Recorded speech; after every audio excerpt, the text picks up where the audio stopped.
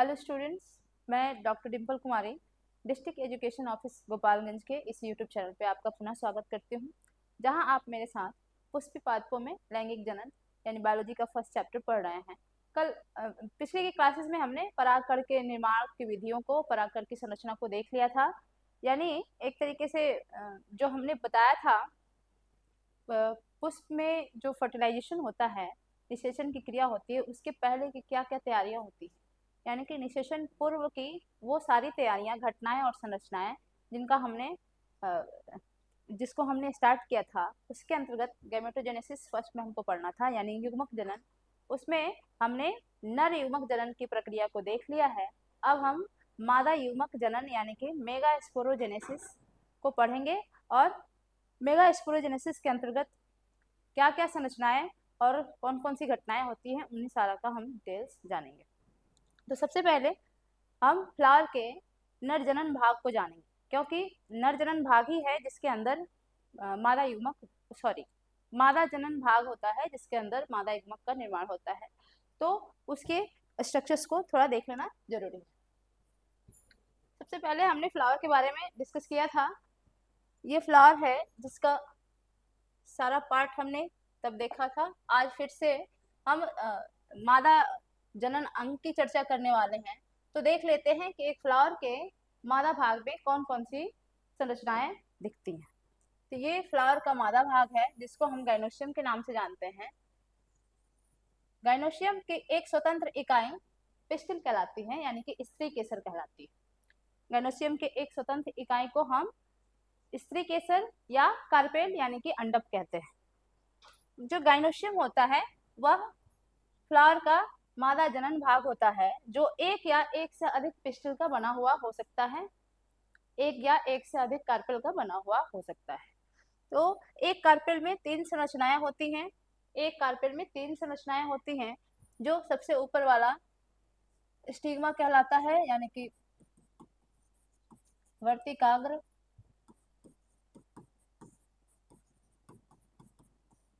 ये पतली सी लंबी सी जो नली जैसी संरचना है, इसको हम स्टाइल कहते हैं, यानी कि वर्तिका। और नीचे ये जो स्वेलन पार्ट है, इसको हम अंडाशय कहते हैं, ओवरी कहते हैं। ओवरी यानी कि अंडाशय कहते हैं। ये सारी संरचनाएं होती हैं, इन्हीं को हम पहले डिटेल में देखेंगे, उसके बाद से आगे बढ़ेंगे। तो चलते हैं, स्टार्ट करते हैं। सबसे पहले स्त्री केसर, इन तीन हेडिंग्स के तहत हम पढ़ेंगे। तो सबसे पहले स्त्री केसर के बारे में थोड़ा डिटेल जान लेते हैं। ये जयांग जो होता है, जिनको हमने गाइनोशियम कहा था, ये जो फ्लावर होते हैं उनके अंदरूनी सबसे रोल होता है, सबसे अंदर वाला चक्र यही होता है, और मादा जनन भाग को रिप्रेजेंट करता है, प्रतिनिधित्व करता है। जयांग के एक स्वतंत्र इकाई को हम स्त्री केसर यानी कि पिस्टिल कहते हैं। कार्पेल या पिस्टिल सेम चीज होती है। 11th में जब पुष्पी पादपों की आकारिकी पढ़नी थी, उसमें स्त्री केसर ना कह के कार्पेल यानी अंडप कहा गया था। तो अंडप और पिस्टिल लगभग सेम होते हैं। पिस्टिल कई हो सकते हैं। पिस्टिल जैसे किसी फ्लावर में कार्पेल की संख्या एक हो सकती है, एक से अधिक हो सकती है, और सभी एक साथ जुड़े रह सकते हैं या फ्री रह सकते हैं। तो जुड़े रहते हैं तो उनको पिस्टिल पिस्टिल कहते हैं। ठीक है, अभी हम आगे जो फिगर दिखाएंगे तो उसमें क्लियर करेंगे। तो पिस्टिल और कार्पेल में कंफ्यूज नहीं होना है। इसको स्त्री केसर भी कहते हैं, अंडप भी कहते हैं, यानी कि कार्पेल भी कहते हैं और पिस्टिल भी कहते हैं। अगर जयांग एक स्त्री केसर यानी कि एक कार्पेल से बना हुआ है, तो वो एकांडपी या मोनोकार्पेलरी कहलाएगा। एकांडपी या मोनोकार्पेलरी कहलाएगा, यानी कि एक कार्पेल से बना रहेगा। लेकिन जब गाइनोसियम यानी कि जयांग बहुत सारे कार्पेल से बना रहेगा, एक से अधिक कार्पेल से बना रहेगा, तो उसको हम बहुअंडपी या मल्टी कार्पेलरी कहेंगे। ठीक है, बहुअंडपी यानी एक से अधिक अंडक, यानी एक से अधिक कार्पेल, तो वो मल्टी कार्पेलरी कहलाएगा। अब जब जयांग एक से अधिक कार्पेल से बना होगा, स्त्री केसर से बना होगा, तो उस स्थिति में या तो स्त्री केसर एक साथ जुड़े रह सकते हैं या फिर एक दूसरे से फ्री हो सकते हैं। ठीक है, तो जब जिस पुष्प में स्त्री केसर एक या एक से अधिक की संख्या में होते हैं और वो आपस में संगलित रहते हैं यानी कि जुड़े रहते हैं, तो इस स्थिति को हम सिनकार्पस कहते हैं। संगलित मतलब जुड़े रहते हैं, तो उस स्थिति को हम सिनकार्पस यानी युक्तांडपी कहते हैं। युक्तांडपी यानी कि सिनकार्पस।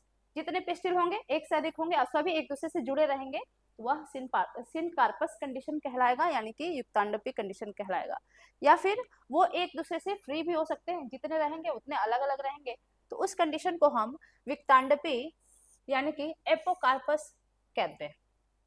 उस स्थिति में सभी कार्पेल्स फ्री होंगे तो वो एपोकार्पस यानी कि विक्तांडपी कहलाएंगे। अब प्रत्येक स्त्री केसर के, जैसे मैंने डायग्राम में बताया कि 3 भाग होते हैं। प्रत्येक स्त्री केसर के 3 भाग होते हैं। सबसे ऊपर वाला भाग जो होता है, जो परागकण के लिए अवतरण मंच का कार्य करता है, यानी कि जहाँ पे परागकण पराग कोश से निकल के आएगा वो वर्तिकाग्र होगा। वर्तिकाग्र वह भाग होगा जहाँ पे पराग कोश से परागकण निकल के आएगा। इसलिए वर्तिकाग्र को यानी कि एस्टिग्मा को हम परागकणों का अवतरण मंच कहते हैं यानी कि लैंडिंग प्लेटफॉर्म कहते हैं। ठीक है। इसके बाद जो लंबी पतली सी संरचना के बारे में जिसको बताया मैंने, वो स्टाइल था यानी कि वर्तिका थी। ठीक। यहाँ नाम जब आता है, कहीं बायोलॉजिकल टर्म्स होते हैं तो उसको हिंदी और इंग्लिश दोनों में जानने का आप लोग प्रयास करिएगा, क्योंकि ये आपको याद करने में सहूलियत होगी। तो लंबा एलोंगेटेड जो पार्ट होता है वो स्टाइल कहलाता है। उसके बाद से स्त्री केसर का वह भाग जो स्वेलन होता है, नीचे की ओर होता है, उसको हम अंडाशय कहते हैं यानी कि ओवरी कहते हैं। अंडाशय के अंदर ओव्यूल्स होते हैं, बीजांड होते हैं, वो एक कैविटी में पाए जाते हैं जिसको हम गर्भाशयी गुहा कहते हैं। ठीक। इसके बाद जो बीजांड होता है, गर्भाशय के अंदर, अंडाशय के अंदर जो गर्भाशयी गुहा होती है उसके अंदर बीजांड पाए जाते हैं। तो वो हम देखेंगे आगे संरचना में। पहले ये हम जो कार्पेल की बात कर रहे थे स्त्री केसर की, उसकी स्थिति को इससे समझने का हम प्रयास करते हैं। ये है मोनोकार्पस कंडीशन, यानी इसमें ये जो गाइनेसियम है एक कार्पेल से बना है। ये किसी फ्लावर का डायग्राम है जिसमें गाइनेसियम एक ही है, उसकी संख्या एक है और एक से बना है, तो इसको हम मोनोकार्पस कहते हैं यानी कि एकांडपी। ये एकांडपी फ्लावर में ऐसे कार्पेल रहता है और इसमें कार्पेल की संख्या, इस डायग्राम में कार्पेल की संख्या 3 है। तीनों कार्पेल एक दूसरे से अलग अलग है, तो इसको हम कहेंगे ये एपोकार्पस कंडीशन है यानी कि विक्तांडपी कंडीशन है। विक्तांडपी ये 3 कार्पेल हैं और तीनों अलग अलग है। ये कंडीशन दिखा रहा है यहाँ 3 कार्पेल है, यहाँ तीनों अगर फ्यूज रहते हैं एक दूसरे से तो उस कंडीशन को हम क्या कहते हैं? युक्तांडपी कहते हैं। युक्तांडपी यानी कि सिनकार्पस कंडीशन। तो अगर गाइनोसियम एक से बना हो तो एकांडपी यानी कि मोनोकार्पेलरी, एक से अधिक से बना हो, 2 से बना हो तो बाइकार्पेलरी यानी कि 2 कार्पेल की संख्या, और 2 से अधिक हो तो उसको मल्टी कार्पेलरी यानी कि बहुअंडपी कहते हैं। और जब 2 से अधिक से बना रहता है, एक से अधिक अंडप से बना रहता है, तो ये कंडीशन देखने को मिलती है फ्लावर्स में। ये वाली कंडीशन हमें हिबिस्कस के प्लांट्स में, फ्लावर्स में दिखाई देती है। यानी कि जो गुल्हड़ का फूल होता है जिसको हम चाइना रोज कहते हैं, अड़हुल भी कहते हैं, उसमें उसका ये जयांग वाला पोर्शन दिखाया गया है, बाकी सारे पार्ट्स को हटा दिया गया है, डाइसेक्ट करके हटा दिया गया है। ये जयांग है, इसमें इसका नीचे वाला पोर्शन ओवरी है और ये लंबा सा जो स्टाइल है और ऊपर स्टिग्मा है। यहाँ पे 5 स्टिग्मा दिखाई दे रहा है। ये देख के क्या पता लग रहा है कि यह 5 कार्पेल से बना है। कितने कार्पेल से? 5 कार्पेल से, यानी कि 5 अंडप से बना है, लेकिन सभी एक ही बंडल में अरेंज है, एक ही बंडल में जुड़े हुए हैं। तो ये सिनकार्पस कंडीशन को शो कर रहा है। जैसा ये कंडीशन इसमें दिख रहा है वैसे ही ये पांचों के पांचों एक बंडल में जुड़े हुए हैं, तो यह सिनकार्पस कंडीशन है। यानी कि युक्तांडपी कंडीशन है, और कार्पेल कितने हैं इसमें 5 है, लेकिन ये सभी एक में जुड़े हुए हैं, तो इसमें हम कहेंगे कि एक पिस्टिल है, पिस्टिल, एक पिस्टिल कहेंगे, लेकिन कार्पेल की संख्या, पिस्टिल यानी कि स्त्री केसर,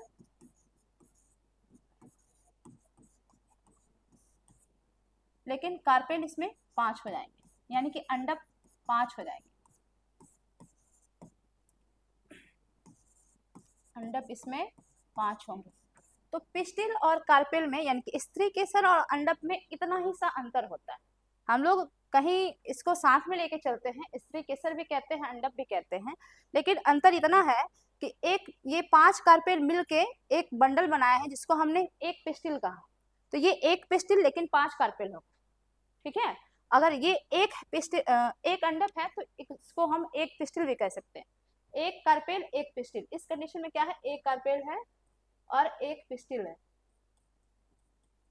लेकिन यहाँ पे 3 कार्पेल 3 पिस्टिल कहेंगे, 3 कार्पेल और 3 पिस्टिल, यानी कि 3 अंडक और 3 स्त्री केसर। लेकिन यहाँ जब तीनों एक दूसरे से जुड़ जाते हैं तो यहाँ पे हम 3 कार्पेल कहेंगे लेकिन एक पिस्टिल कहेंगे, यानी कि 3 कार्पेल और ये एक पिस्टिल कहलाएगा, जुड़ गया तो एक हो गया, ठीक है। ये थोड़ा सा माइनर सा अंतर होता है, बाकी वही चीजें हम तो फिर इतना अलग अलग ना करके, क्योंकि मैं इसलिए बता रही हूँ कि 11th का जो बायोलॉजी का बुक है जिसमें आपने मॉर्फोलॉजी के अंतर्गत पढ़ा होगा, उसमें जयान के एक स्वतंत्र इकाई को अंडक बताया गया है, कार्पेल बताया गया है, जबकि 12th में कार्पेल की चर्चा ना करके हमने स्त्री केसर पढ़ने को मिला है, स्त्री केसर उसमें लिखा हुआ है। तो स्त्री केसर और अंडक में यही सारी अंतर है, माइनर सा अंतर होता है। ये पांचों जुड़ गए तो एक पिस्टिल कहलाएगा, लेकिन कार्पेल की संख्या देखेंगे, अंडक की संख्या देखेंगे तो 5 रहेगा, ठीक है। तो इस तरीके से हमने ये संरचना देखी, नीचे वाला पार्ट अंडाशय होता है, ये पतला वाला स्टाइल होता है और ऊपर का स्टिग्मा होता है। ये पेपरवर फैमिली में, पेपरवर फैमिली होती है प्लांट की जिसमें ये सिनकार्पस कंडीशन दिखाया गया है, यानी कि युक्तांडपी कंडीशन को दिखाया गया है। तो ऐसे इसमें क्या है, जितने पिस्टिल जितने कार्पेल हैं सभी फ्यूज्ड हैं, एक दूसरे से जुड़े हुए हैं, तो सिनकार्पस कंडीशन है।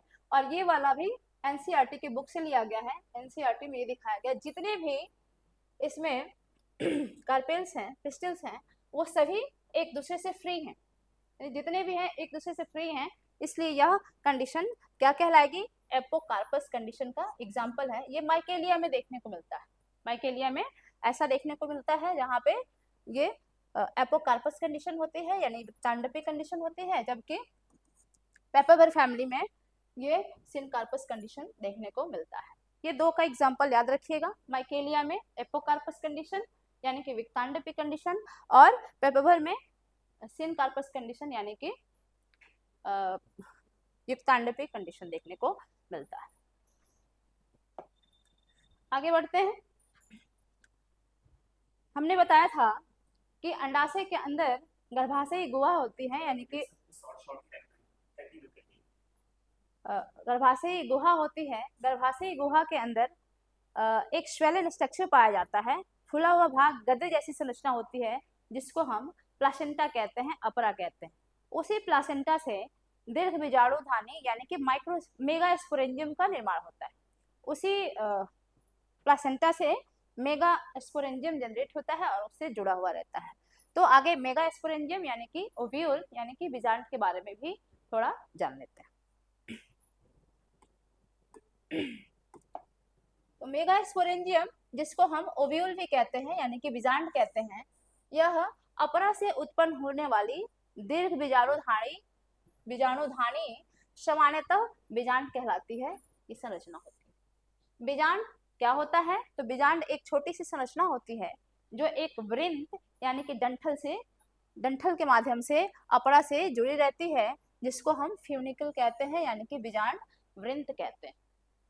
ठीक, बीजांड वृंत क्या हुआ, अपरा के माध्यम से, ओव्यूल जो होता है वो अपरा के माध्यम से जिस माध्यम से जुड़ा रहता है अपरा से, उसको हम फ्यूनिकल यानी कि बीजांड वृंत कहते हैं।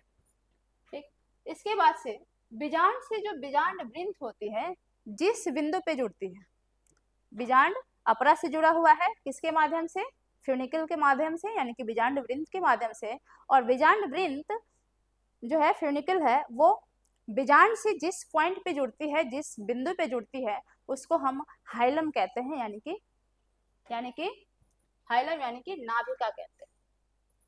ठीक है, तो बीजांड और बीजांड वृंत के संधि बिंदु को कौन रिप्रेजेंट करता है? तो वो हाइलम है। हाइलम क्या करता है?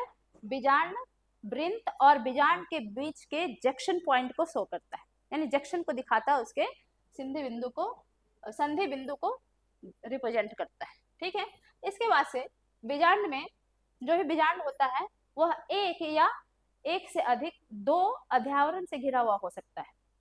ठीक है, अध्यावरण यानी कि इंटेगमेंट्स होता है, वो एक प्रोटेक्टिव लेयर होता है बीजांड का, जो उस बीजांड को घेरे रहता है। तो एक पॉइंट बीजांड को ये घेरने वाली संरचना जो जिसको हम अध्यावरण कह रहे हैं, इंटेगमेंट कह रहे हैं, वह एक या दो संख्या में हो सकती है। यह बीजांड को चारों ओर से घेरे रहती है, लेकिन एक जगह को छोड़कर। जिस जगह पे यह नहीं घेरती है उस जगह को हम माइक्रोपाइल कहते हैं, यानी कि बीजांड द्वार कहते हैं। ठीक, कौन सा पॉइंट? जहां इंटेगमेंट एब्सेंट होता है, यानी कि बीजांड को चारों ओर से घेरे रहता है, और जहां नहीं घेरे रहता, जहां एब्सेंट होता है, उस पॉइंट को हम माइक्रोपाइल कहते हैं, यानी कि बीजांड द्वार कहते हैं। आगे जब हम देखेंगे, जब परागण होगी, पराग नलिका एंटर करेगी, तो इसी बीजांड द्वार से बीजांड में पराग नलिका प्रवेश करती है। तो यह बीजांड द्वार होता है। और बीजांड द्वारी सिरे के ठीक विपरीत, अभी जब बीजांड द्वारी जिस सिरे पर होता है उसके ठीक विपरीत सिरे पर जो बीजांड का भाग होता है उसको हम शैलजा कहते हैं। क्या कहते हैं? शैलजा यानी कि निभाग। ठीक है, यह बीजांड द्वार के जस्ट ऑपोजिट पाया जाता है, और वह बीजांड का बेस बनाता है। यह बीजांड का बेस बनाता है, यानी बीजांड का आधार रहता है, ओव्यूल का बेस होता है। यह वह संरचना रही जो बीजांड काय होता है। इसके बाद से बीजांड काय को देखेंगे। यह जो संरचना होती है जिसको अध्यावरण घेरे रहता है, इंटेगमेंट घेरे रहता है, उसको हम बीजांड काय कहते हैं। देखो जी, इंटेगमेंट से घिरा हुआ कोशिकाओं का एक समूह होता है, पुंज होता है, जिसको हम बीजांड काय कहते हैं। ठीक है, बीजांड काय यानी कि न्यूसेलस कहते हैं। यह क्या होता है? तो यह कोशिकाओं का एक पुंज होता है जो इंटेगमेंट से घिरा हुआ होता है। ठीक है, वही बीजांड काय या न्यूसेलस कहलाता है। अब न्यूसेलस के अंदर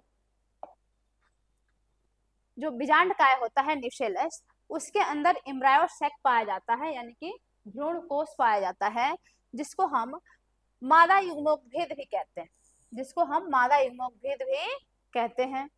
एक बीजांड के अंदर एक मादा युग्मोद्भिद हो सकता है, मादा युग्मोद्भिद यानी कि फीमेल गैमेटोफाइट, या एक से अधिक फीमेल गैमेटोफाइट हो सकता है।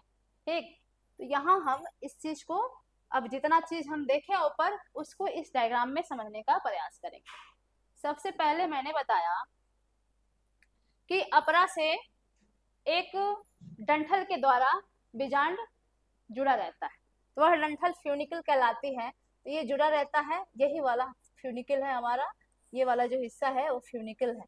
ठीक है, फ्यूनिकल यानी कि डंठल वृत्त जिसको कहा था, वह एक पॉइंट पे जो इस पॉइंट को दिखा रहा है, वह एक पॉइंट पे क्या करता है? एक पॉइंट पे बीजांड से जुड़ा रहता है, उसको हम हाइलम कहते हैं, यानी कि नाभिका कहते हैं।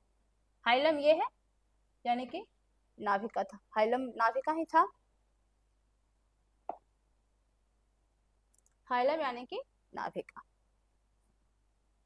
ठीक है, तो ये वाला रीजन क्या कहलाएगा? नाभिका कहलाएगी। ये वाला रीजन हमारा नाभिका कहलाएगा।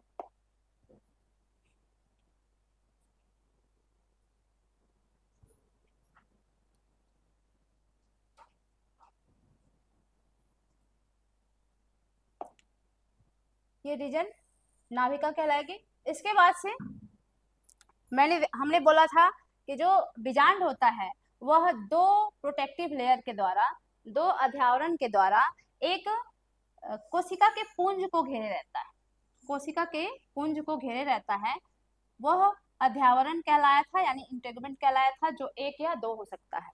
तो एक ये इंटेगमेंट रहा और दूसरा इंटेगमेंट ये रहा। जब दो रहते हैं तो एक को आउटर इंटेगमेंट कहते हैं, एक को इनर इंटेगमेंट कहते हैं। ठीक है, यह कोशिकाओं के एक पुंज को घेरे रहता है जो पैरेनकाइमेटस होती है। कोशिकाएं कैसी होती हैं? पैरेनकाइमेटस होती हैं। तो यही कोशिकाओं का पुंज है। ये कोशिकाओं का पुंज न्यूसेलस कहलाता है। क्या कहलाता है? न्यूसेलस, यानी कि बीजांडकाय कहलाता है। इसी न्यूसेलस की कोशिकाओं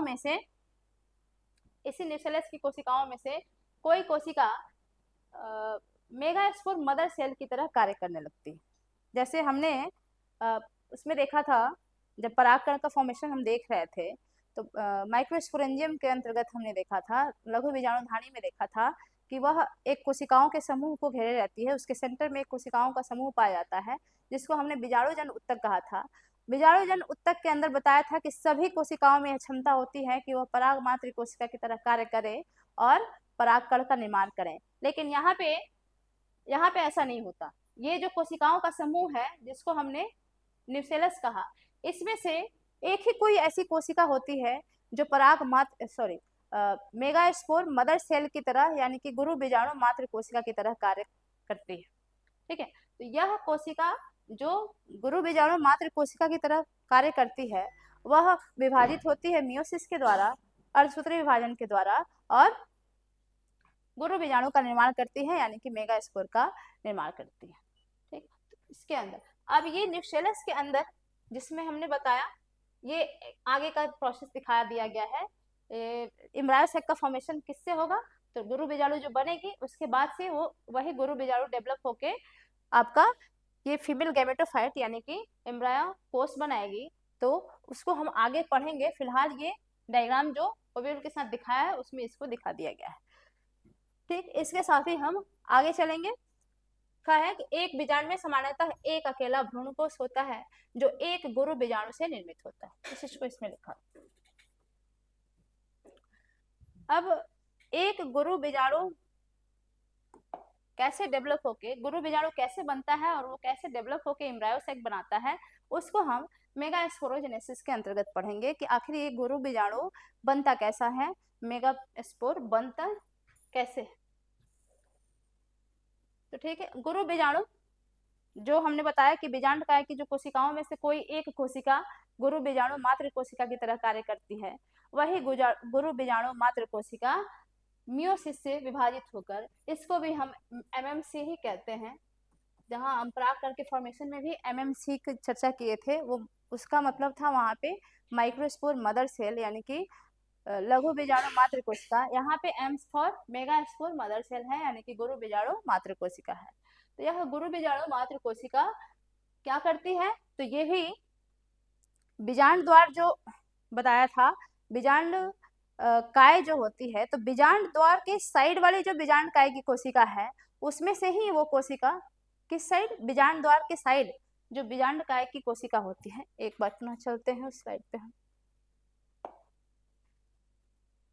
यहाँ से कोई भी कोशिका गुरु बीजाणु मात्र कोशिका की तरह नहीं कार्य करने लगती है। ये जो बीजांड द्वार है, ये बीजांड द्वार है, बीजांड द्वार साइड यानी कि माइक्रोपाइल है। इसी के आसपास की कोशिका जो यहाँ पे न्यूसेलस है, बीजांडकाय है, इसी में से कोई एक कोशिका जो माइक्रोपाइलर एंड की ओर होती है, वह गुरु बीजाणु मात्र कोशिका की तरह कार्य करती है। ठीक है, तो इस चीज को भी नोट करना होता है, ये कभी कभी सवाल में पूछ दिया जाता है। तो जो बीजांड द्वार की बीजांडकाय कोशिका होती है, वह उसमें से कोई एक कोशिका विलग हो जाती है, डिफरेंशिएट होती है और गुरु बीजाणु मात्र कोशिका की तरह कार्य करने लगती है। ठीक है, अब वही गुरु बीजाणु मात्र कोशिका जो अन्य कोशिकाओं से बड़ी होती है, वह विभाजित होती है, जिसमें सघन साइटोप्लाज्म होता है और एक प्रोमिनेंट न्यूक्लियस पाया जाता है। वह मियोसिस से विभाजित होकर 4 मेगास्पोर का निर्माण करती है, गुरु बीजाणु का निर्माण करती है, जो एक ये भी टेट्राड के रूप में ही अरेंज रहते हैं। जैसे माइक्रोस्पोर यानी कि लघु बीजाणु जो थे वो टेट्राड के रूप में अरेंज थे, वैसे ही ये भी चतुष्क के रूप में यानी कि टेट्राड के रूप में अरेंज रहती है, लेकिन अंतर इनके शेप में होता है। यह लीनियर टेट्राड के रूप में अरेंज रहती हैं, यानी कि एक जो बीजाणुकाय की जो माइक्रोबाइलर एंड की जो कोशिका होगी, जो गुरु बीजाणु मात्र कोशिका की तरह कार्य करेगी, वह मियोसिस से विभाजित होके एक से दो कोशिका बनाएगी। सॉरी, ये कोशिका बनाएगी, फिर एक से दो कोशिकाएं बनेंगी, उसके बाद से फिर ये बना के 2 से 4 कोशिकाएं बनेंगी, और चारों कोशिकाएं ऐसे ही लिनियर टेट्राड के रूप में अरेंज रहती हैं। मियोसिस फर्स्ट हो जाएगा यहाँ पे, यानी कि अर्धसूत्री विभाजन फर्स्ट, और यह अर्धसूत्री विभाजन सेकेंड होगा, और 4 मेगास्पोर यानी कि गुरु बीजाणु का निर्माण होगा, और ये लिनियर टेट्राड के रूप में अरेंज रहेंगे। ये 4 जो गुरु बीजाणु बनते हैं, उसमें जैसे माइक्रोपाइलर एंड से ये प्रक्रिया शुरू हुई थी, यानी कि जहां बीजांड द्वारी सिरा था वहां एक कोशिका डिफरेंशिएट होकर एमएमसी की तरह कार्य कर रही थी। अब ये 3 जो यहाँ पे जो 4 मेगा स्पोर बने हैं, वो 3 जितने भी बीजांड द्वारी सिरे के रहेंगे, ये जो 4 ये कोशिका विभाजित होकर 4 मेगा स्पोर बनाएगी, उसमें से 3 जो बीजांड द्वारी सिरे के रहेंगे वो डीजेनरेट कर जाएंगे, तीनों की डेथ हो जाएगी, यानी कि डीजेनरेट कर जाएंगे, और एक फंक्शनल बचेगा जो बड़ा होगा, एक फंक्शन बच जाएगा, और यही आगे चल के एम्ब्रायो सैक का निर्माण करेगा, भ्रूण कोश का निर्माण करेगा।